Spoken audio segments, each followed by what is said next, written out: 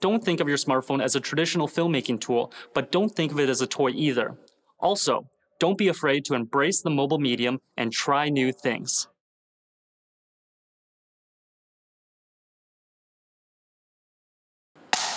Hey everyone, it's Steven here for another lesson of our Sundance Collab mobile filmmaking course presented by Xiaomi. In this segment, we are going to talk about how to prepare for your mobile production and what are some of the differences from a traditional production. As we've said in the previous lesson, one big part about mobile filmmaking is all about putting yourself in a position to succeed in the medium.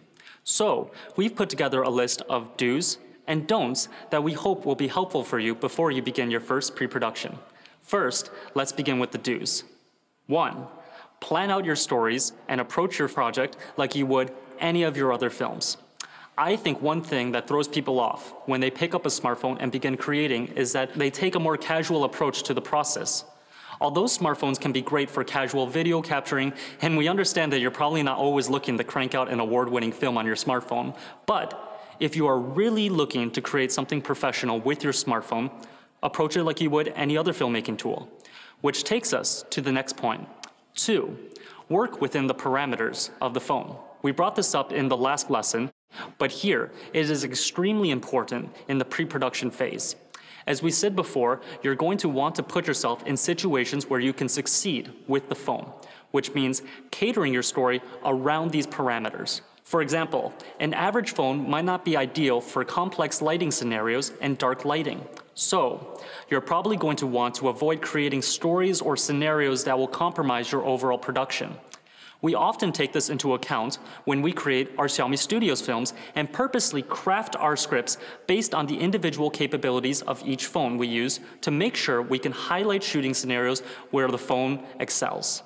You might see this as a huge disadvantage, but 1, all filmmaking tools have their own parameters, and 2, there are many scenarios where phones excel over other filmmaking tools, which takes us to the third point, and this is my favorite: embrace the medium. Want to try something crazy with the phone? Do it. Want to attach your phone to a bike railing? Go ahead. We find that some of our best Xiaomi Studios films have come from our Xiaomi creators doubling down on the form factor of the phone and trying out new things. An example of this was when our Xiaomi creator Fred made an entire film attaching a phone to the back of a paper plane. Sounds crazy, but it was really awesome. The final tip is to test your phone. I cannot stress just how important this is when creating a film with a smartphone.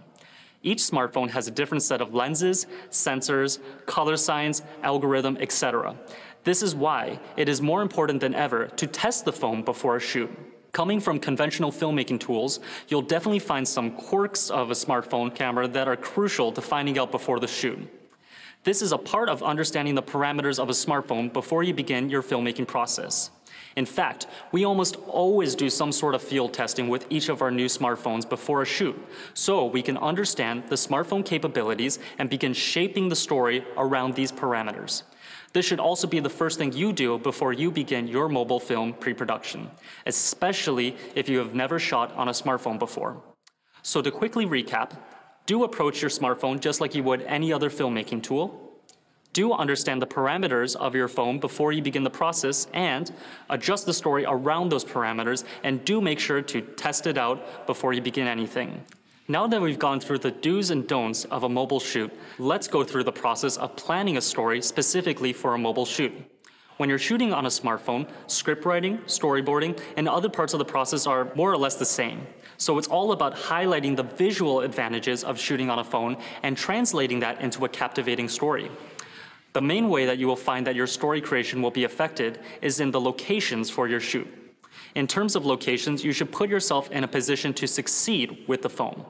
One thing that one of our Xiaomi creators always says, which I believe to be very true: when you're shooting on a phone, it is so much easier to make a sunset look beautiful than the inside of a room. What he means by this is that the main thing that changes when shooting on a phone is visual.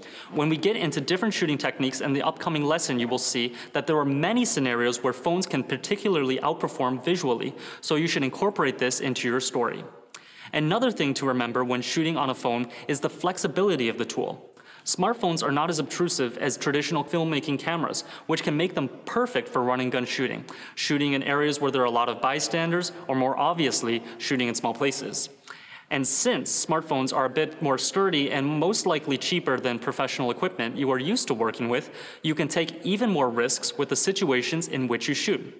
I know a lot of our Xiaomi creators have. And all of these things can drastically shape your story, which in turn will shape your script, storyboard, location scouting, etc. So like we always say, it's about understanding these parameters and working within them. As we said before, locations and testing are very important when shooting on a smartphone, and one of the best parts about mobile filmmaking is that you can kill two birds with one stone and test while you are location scouting. Wonder how the final image will come out on camera when you're just checking out a location? Just take your phone with you and shoot with it. You can literally bring the camera that you are going to test at the location. This was something that we did when Xiaomi Studios shot a film at Team Lab in Shanghai earlier this year. Since the lighting scenarios at Team Lab are very, very complex and dim, it was crucial to take the phone to the exhibit ahead of time and test out the camera before our shoot while we were scouting the location. When we were there, we found that the camera performed much better in scenarios where the lighting was much more stable and less complex, which in turn influenced our choice in the rooms that we shot in, and which in turn influenced the overall mood and story that we decided to shoot. Although this isn't how you always have to work when shooting on a phone, we do find that especially for first-time filmmakers, this is very important. The final thing to think about is crew. As you probably know, your crew is super important to helping you create the film that you want. In many ways, you should approach your crew on a mobile shoot the same way you would approach it on a traditional shoot. The only two big differences I would say would be 1, experience, and 2, scalability. What do I mean by this? You can find that mobile filmmaking is sometimes a different beast and is not something that everyone can excel at from the get-go. As the old saying goes, practice makes perfect. And this is especially true when it comes to mobile filmmaking. So we suggest that you work with a crew that is experienced with mobile filmmaking, has practiced with the phone beforehand, or at least is mentally prepared for the parameters of mobile filmmaking. You will find that this will become something that you can rely on and propel your filmmaking to a different level. The second part is scalability. The beauty of mobile filmmaking is that you can shoot a film with a crew of 100 people or a crew of yourself. Because of this, the mobile filmmaking medium is so flexible, your crew can be scaled up or down depending on your needs. And now we're gonna make a phone call to our good friend in Thailand, Kristapan, otherwise known as Gemi, and see what she thinks about pre-production on a smartphone. In this class, we will be talking to Kristapan Chiwaku. She is a 21-year-old filmmaker from Thailand who joined Xiaomi Studios a year ago. She is a recent graduate from one of Thailand's most prestigious film schools and has created 2 films as part of Xiaomi Studios, including one that was shown at Central World, one of the world's largest outdoor screens. Hi, Steven. Hey, Gemi. So my first question is, what do you find is the biggest difference when you're preparing for pre-production on a mobile shoot? Well, personally, there's not much of a difference because both share the same fundamentals like the mood and tone, storyboard, script, etc. The only thing I have to be aware with the mobile filmmaking process is the possibility of the shots. So I would do some research more on the capability of the phone and the equipment with my team, like to see how the lighting affects the phone camera, how the focus works since you have to change it on the screen instead of a wireless controller, and how to apply some equipment on it. Apart from those, they're pretty much the same as the traditional camera shoot. So my next question is, how do you approach your craft differently on a phone than when you're using a traditional camera? I try to think that a phone is a smaller camera. Basically, you can put it in a smaller space or some places where a big camera couldn't fit. That will create different visuals. However, like I said before, it requires some time to learn the features of each phone and to try something new with it to see if it works properly as a picture in your head. Still, it surely helps a lot when I have to shoot in a smaller set. For example, in my latest film, The Two of Us, the wide shot of a couple, we did a dolly shot behind a fish tank. The space between the wall behind us and the tank is so tight. But because we used a phone to shoot, it was possible to create the visual I had in my mind. So my next question is, how do you test out the phone before shooting, and is there anything that you find surprising when you're testing the phone? Yes, I do. Normally, I would check all the adjustments provided by the phone to see how it works with different environments and lighting. I've tested all the adjustments like ISO, frame rates, the quality of the files, white balance. I find that's really important to test it all out before the actual set, so you would know where the limits are, and so you won't screw up on set. So my next question is, what do you think is the biggest mistake people make when doing pre-production for a mobile shoot? I would say thinking that using a mobile is easy and underestimated. It's all about the knowledge and the understanding of the equipment you're using. You can't think that it will work just like a traditional camera if you haven't tried it yet.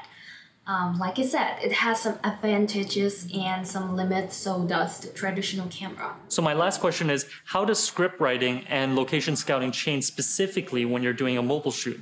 The script writing works almost the same for me. I always start with a story I want to express to other people visually.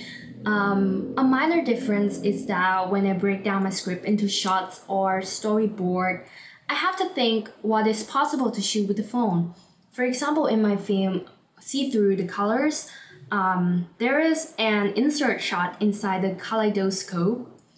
This actually popped up when I first wrote the script, and with a phone, it helps capturing this shot much easier, and it came out exactly like how I imagined. Then the location scouting is also quite different. Using a phone helps me to have more choices of locations because it can technically be anywhere. No matter if the place has a power source or if it's too small, you still need to find the best place that fits your story and your direction the most anyway. And that's it for today's Sundance Collab lesson. Thanks again to Christophe for joining us, and we look forward to seeing you soon.